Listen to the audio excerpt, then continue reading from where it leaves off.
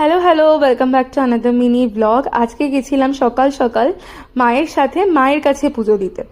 দক্ষিণেশ্বরের মায়ের কাছে চলে এসেছি। পেছনে দেখতেই পাচ্ছ নাট মন্দির।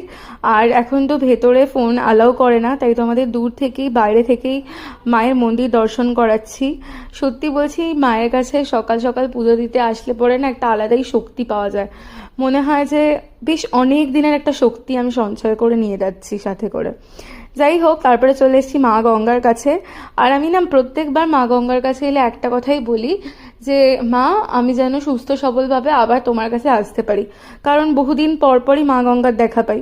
যাই হোক, তারপরে চলে এসেছি কচুরি খেতে, যেটা রিচুয়াল। কচুরি আর ছোলার ডাল না খেলে তো ঠাকুর ভীষণভাবে পাপ দেবে।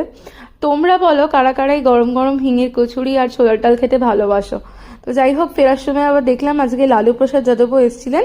ব্যাস এই ছিল মিনি ব্লগ। টাটা।